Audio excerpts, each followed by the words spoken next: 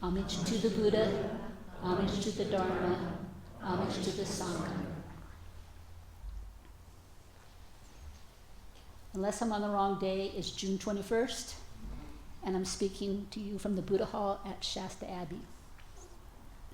And we're celebrating a lot of things today.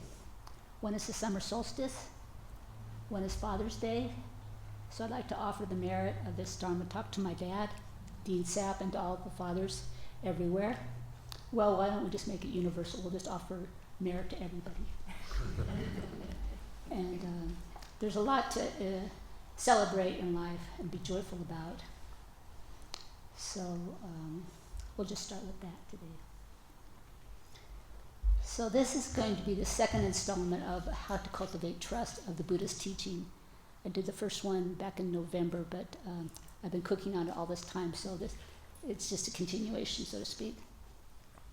And this morning, when we got up, let me back up for a minute. Ranger and I, our community super mutt, have been out to Compassionate Friend Hermitage for a couple weeks. And we've been very carefully, very mindfully doing fire abatement.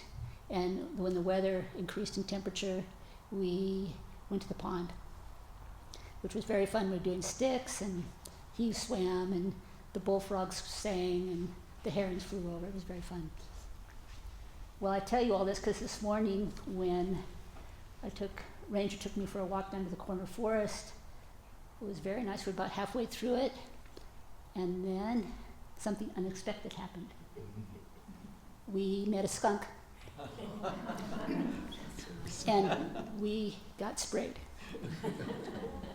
But no damage done. The skunk just waved his tail and wandered off, and we went the other way for a bit. But there went my expectation of the morning, because when we got back from Compassionate Friend Hermitage, I had, out of respect for Reverend Master Mayon, the community, and all of you, decided I was going to give him a bath because he did smell like a pond. And that way he could be silky and clean, and he would feel good too. Well, that plan went out in the window there. So I've tried every remedy I could, but he hasn't got a full new bath yet. So both he and I have had a bath also, but I still can smell skunk, so I hope you'll forgive me, but it was a good walk anyway. So the subset of the talk today is going to be focused on how to be enthusiastic about cultivating wisdom in our everyday life. So I asked myself, what does it mean to be enthusiastic? My definition is when one is genuinely and completely engaged in what they reveal in their body, in their speech, and in their thoughts. The platform base is eager, motivated, and is energetically committed. It seems to me that wisdom is one of those qualities that you can experience in a flash here and there, yet talking about wisdom seems only to put it further away from you. It seems good just to focus our intention on cultivation, to be fully present, to prepare and care, to encourage growth, development, improvement for the paramita of wisdom in our everyday life as often as possible. The antonym or inverse of opposite of enthusiastic is unenthusiastic or indifferent. Complacent is a strong opposite of enthusiasm, or complacency, as complacency enables you, it enables you to stay stuck in an unmotivated, uncaring state of mind, being half-hearted as you stumble through your life. When you express your Buddha nature through the lens of indifference,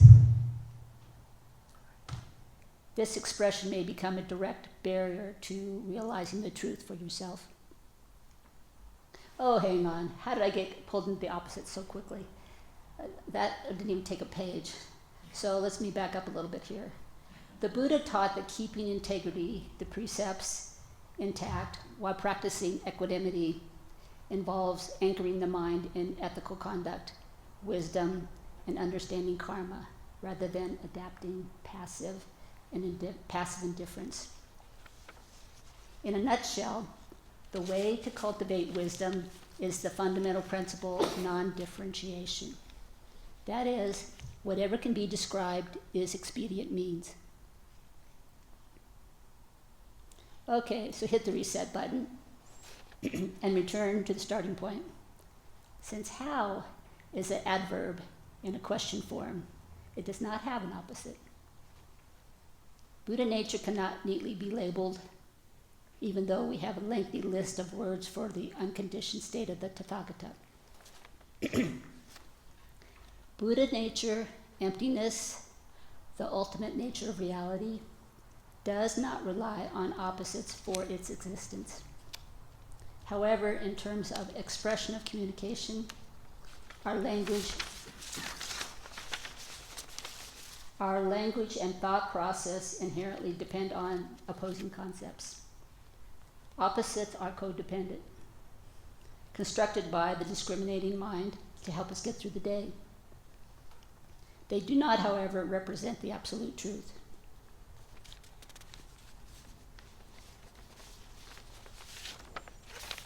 Actually, our exploration of the day is how the Buddha taught the cultivation of wisdom. The Buddha consistently encouraged us to continuously train our minds in morality, meditation, and wisdom. The Buddha considered the growth of wisdom to be the most important daily endeavor. In other words, active engagement with the practice through mindfulness, contemplation, right effort, meaning to clear the mind of unwholesome thoughts while developing wholesome ones. Enthusiasm may be considered a more modern motivational term, and the Buddha said the same thing using different words, emphasizing relentless diligence, earnestness, unwavering enthusiasm on the path. The Buddha truly wanted us to test things out for ourselves, to be awake and apply the precepts to our daily challenges.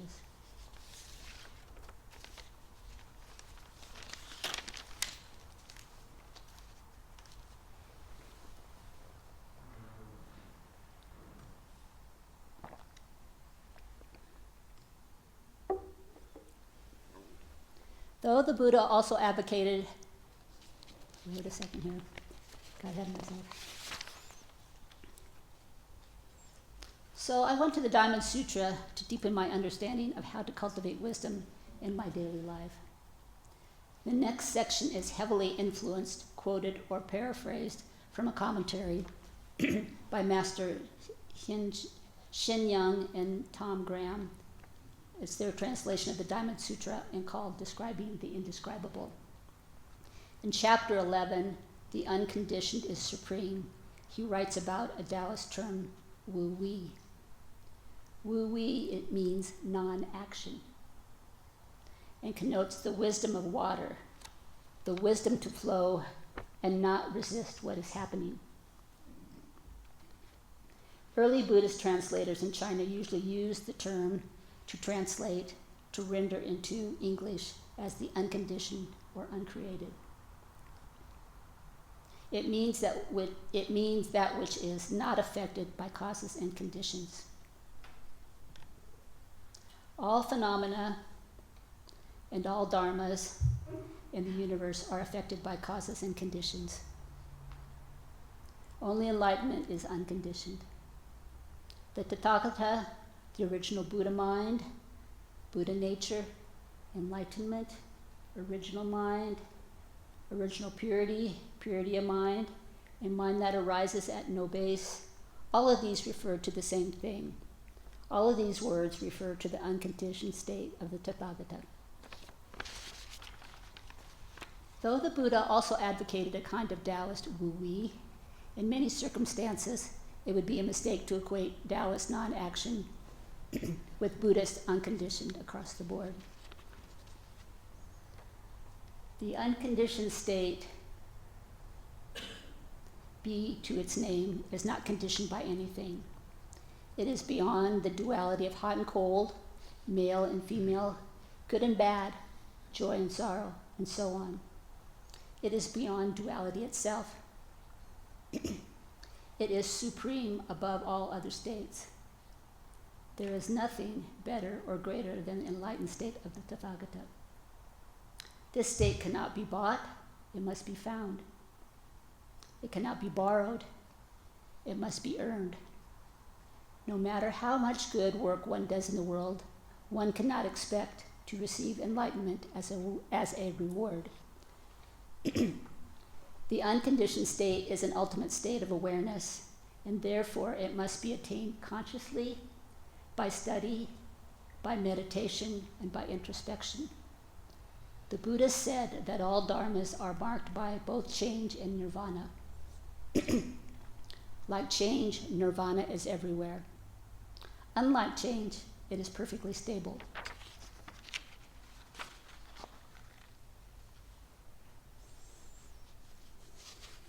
In the Diamond Sutra, the Buddha teaches us how to understand the merging of unconditioned awareness with unconditional compassionate intention. This is the enlightened state, perfected. This is the state of Buddha. At first, we only get a glimpse of this and the flash of lightning. In time, however, we begin to understand that this flash reveals a mind that is deeper than any phenomena, any desire, or any concept of mind that we have ever had. Wisdom shows us how to react, respond. Well, actually, it shows us how to reply from the mind of meditation.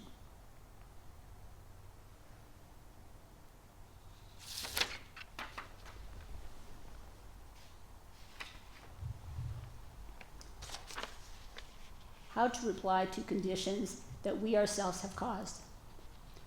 Once we understand the fundamental emptiness of all phenomena, we are less likely to become angry or to act in a way that creates bad karma. All bad karma arises from bad intentions. The heart of the universe is intention. When our wisdom leads us to understand this point, we begin to understand that the Buddha became a powerful magnet of consciousness because his intentions were pure and compassionate. The world around us changes the moment we understand this primacy of our intention. Good intentions bring good karma, bring good results. Good intentions bring bad results or bad karma. The energy of intention is the primary energy of the universe.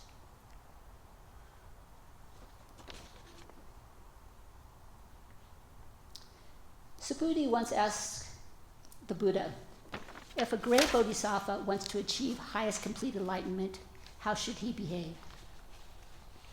The Buddha replied, he should learn equanimity. He should practice equanimity of language with all sentient beings. He should not be partial to any one or another of them, and he should be compassionate with all sentient beings. And he should always be compassionate in his use of language. He should form good intention towards all things. And he should evince good intention to the use of language. He should be peaceful and calm with all sentient beings. He should always be peaceful in his use of language. He should give rise to a mind that is free of blockage and repression. He should not be troublesome in his relations with others. He should be loving and respectful in his relationship with others. And his use of language should not be troublesome. He should be loving and respectful and treat all things as he would his own family. For me, the Buddha's reply is a direct answer to how to cultivate trust and wisdom. So I'm etching this one into my heart. As we move on from the Diamond Sutra, I bow in great gratitude.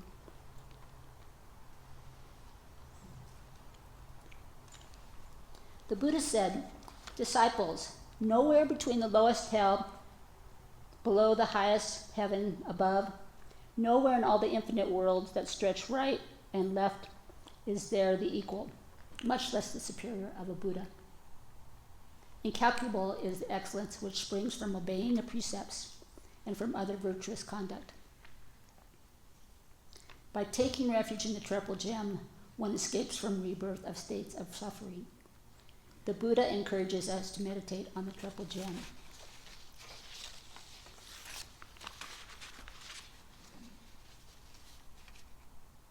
I take refuge in the Buddha. I take refuge in the Dharma. I take refuge in the Sangha. Trust means completely relying on the triple treasure to guide you through anything. Confusion, uncertainty, you name it. Without the need to lean on your old friend ego and its limited understanding. As I mentioned, this Dharma talk is the second installation of how to cultivate trust in the Buddha's teaching.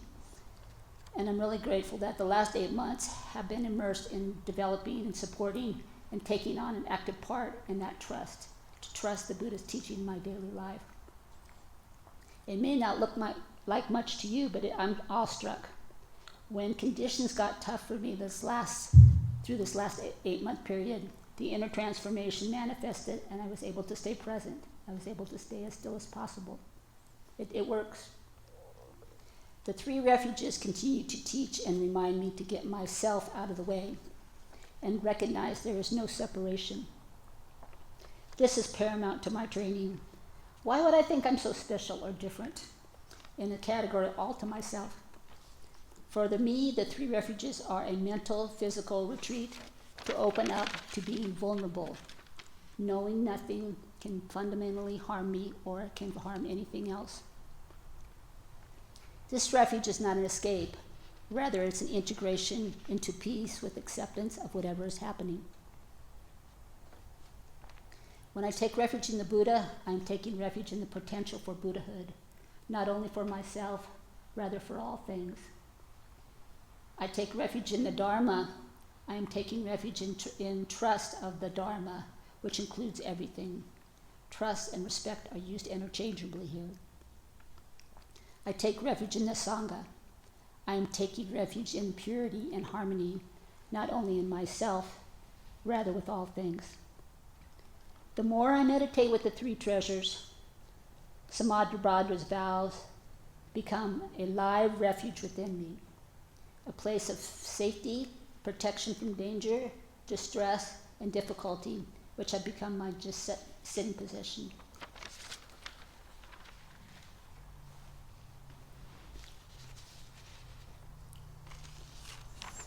In addition to training ourselves in the precepts, the Buddha claimed, in order to dispel the world's ignorance and to conquer suffering, practice the perfections.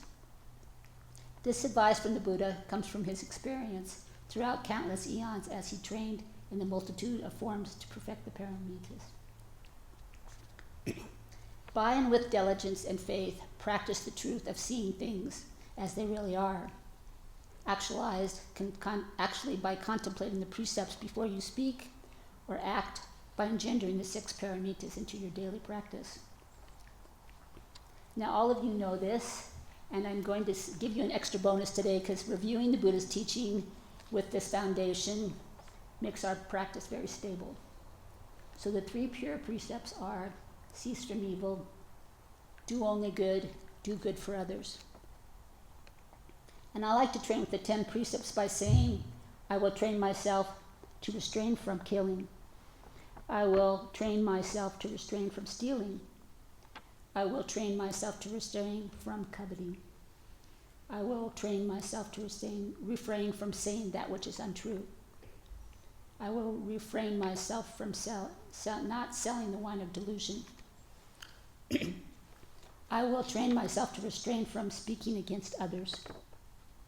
I will train myself to restrain from being proud of myself and devaluing others.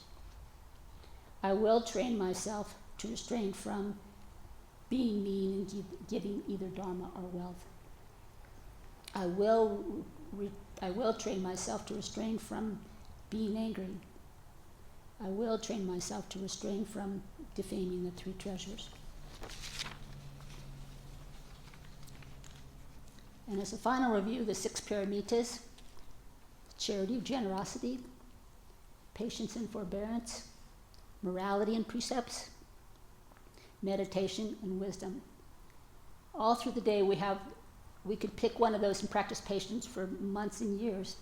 Or we can we can arrange them around, so well, maybe we'll just be diligent today and see if patience follows. If you're doing one, you're doing all of them. But the idea is to actually grab one of these and grab all of them, rotate them, whatever's your style, and incorporate it into your being.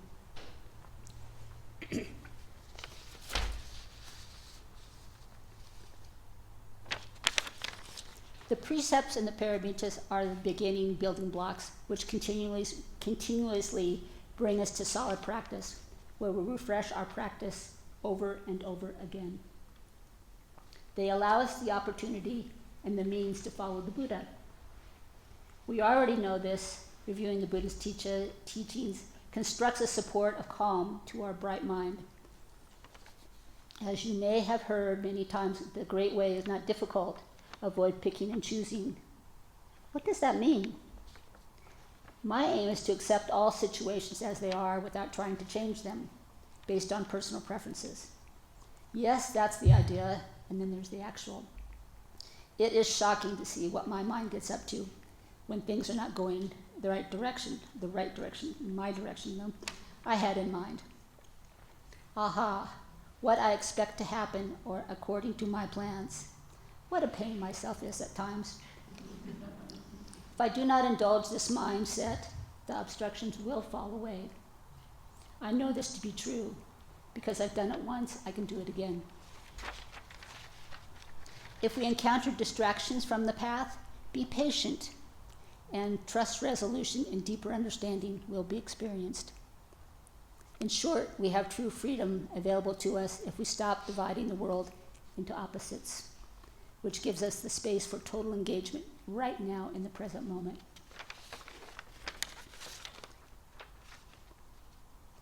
So it's clear it's not advisable to make choices in life guided by personal gain or habitual preferences, rather by total immersion in the present and a practice of non-seeking and non-action.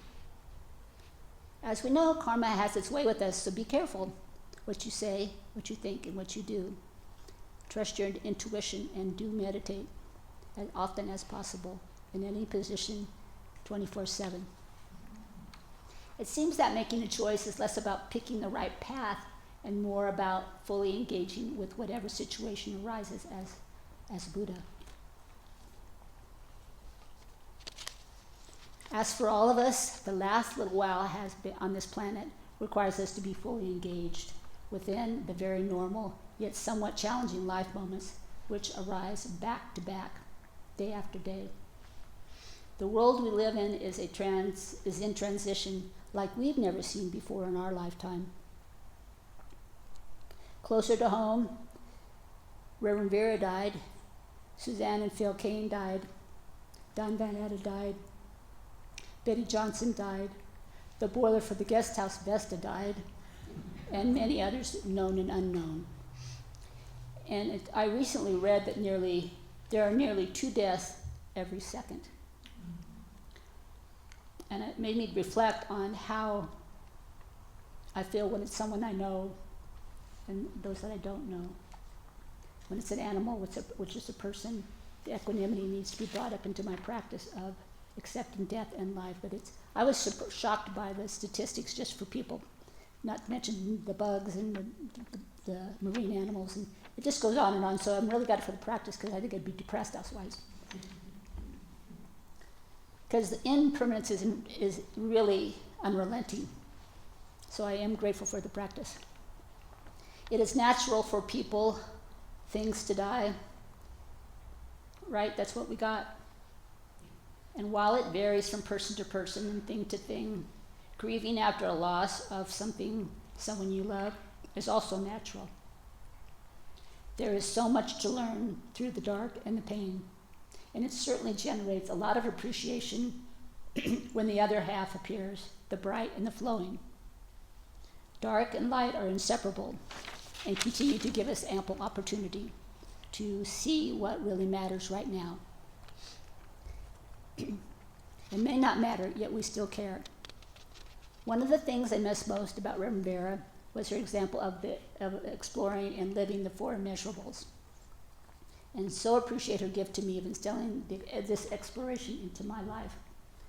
And the 4 immeasurables are metta, which is loving kindness, karuna, which is compassion, mudita, which is resonant joy, and upaka, which is equanimity.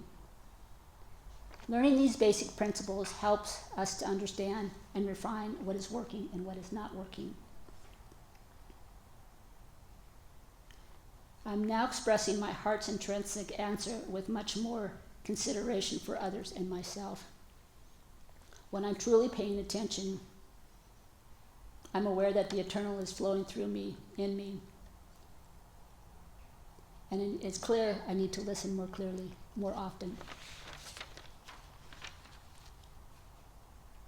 This path requires relentless, sustained effort where mistakes are not avoided, rather integrated into the practice. This is not a call for carelessness, rather acknowledge and accept that as a human, we inevitably will make mistakes. The mistake is thinking that we can be completely free of mistakes. I need to back up a little bit. I got a little ahead of myself, as I do sometimes. That came from Dogen's chapter on continuous mistakes, which teaches true practice is one continuous mistake. This means we aim to constantly embrace, learn, and move through errors from, This means we aim to constantly embrace, learn from, and move through errors rather than striving for flawless, ego-driven idea of perfection. The effort can free us from paralyzing fear, shame, or the need to be perfect, and provides the opportunity to deepen our understanding and compassion, to cultivate wisdom and trust in the Buddha's teaching. This perspective helps eliminate the arrogant belief that we are in control of the outcome. This allows us to act with the best of intentions while accepting our inherent limitations. Yes, I said that out loud. We all have limitations. Being aware of them and accepting them. We have consequences. Maybe it'll teach us. In brief, get up one more time than you fall down. Since life is unsteady and unknown, it's an unknown path, stumbling is the very essence of spiritual awakening. Great Master Dogen encourages us to embrace the process. The very fumbling provides the conditions needed to practice compassion, learn, and grow.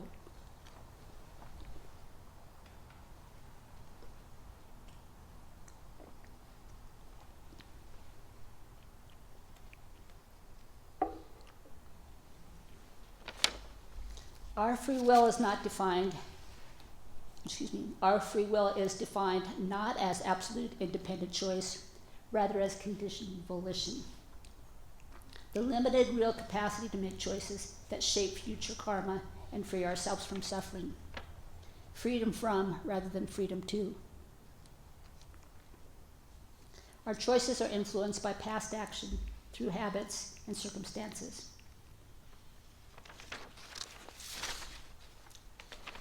The short way of saying this is past karma conditions the present moment, birth, the present karma, a combination with past karma conditions, the future birth, moment. Since there is no individual, I have thoughts to think, there is nothing that is born, nothing that dies. So every incident is an opportunity to learn and grow.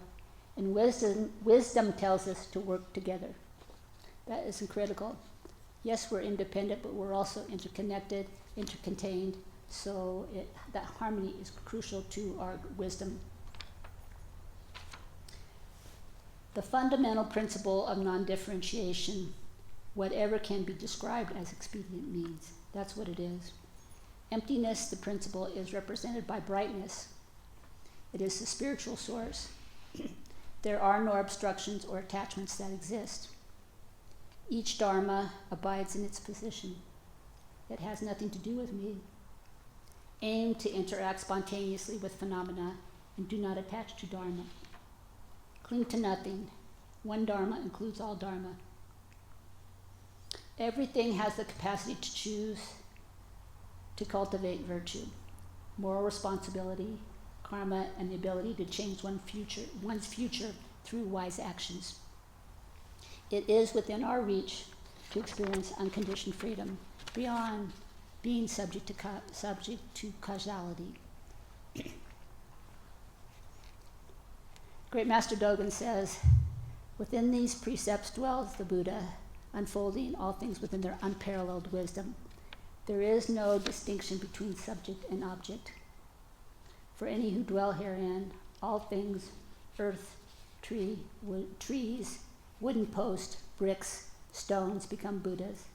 And once this refuge is taken, from these precepts comes forth such a wind and fire that all are driven into enlightenment when the fans are flamed by the Buddha's influence. This is the merit of non-action and non-seeking, the awakening to true wisdom.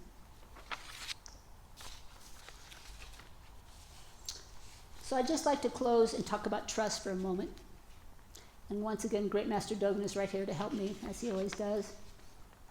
And in the Bendoa, which is on doing one's utmost in practicing the way of the Buddha, Great Master Dogen says, all who make profitable spiritual use of whatever storms and floods may arise will be receiving guidance and assistance.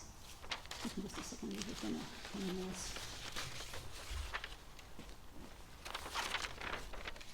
All who make profitable spiritual use of whatever storms and floods may arise will be receiving guidance and assistance in unseen ways from the profound and inscrutable instructions of Buddhas, and they will give expression to their innate understanding, which is ever intimate with the truth. We are encouraged to examine whatever befalls us, physical, psychologically, or spiritually, from the mind of meditation. The awakening to truth through our practice is letting go of everything, sitting in pure faith, and trust in the eternal. All the while, we work to cleanse karma and clarify matters by applying the precepts to our actions. Like all my Dharma talks I've given today, I have written this one for myself, for my own practice. I really need a lot of help, as you can see. So thank you for bearing with me and the patience of giving maybe a little more than makes sense, but something that really helps me to kind of pull things from different places. But I have to say, this talk was also written for all of you. I had in mind, from my heart to your heart, that you will take my sincere wish to take one of the seeds of the basic trainings to your, just really take it to heart and to, with joy and contentment, how do I say this? Take the seed, tenderly care for it, and consistently nourish it. Give it the garden of your heart. And there's lots of choices, many much more than I listed today. That would be my wish for all of you. So in closing, once again, my definition is right straight from Great Master Dogen, where he says trust is not believing in unproven dogmas. Instead, it is the profound, active confidence that you are inherently whole. I'd like to read that again. Not believing in unproven dogmas. Instead, it is the profound, active confidence that you are inherently whole. So cast away the need to control life and rest and relax in your true Buddha nature. It is radical to appear vulnerable and let go of the ego's anxious questioning. Trust is a spiritual leap from merely understanding a teaching to embodying it with no gain or result in mind. Seek the truth simply for the sake of the truth and maintain the earnest, questioning, open mind of a beginner. Thank you very much.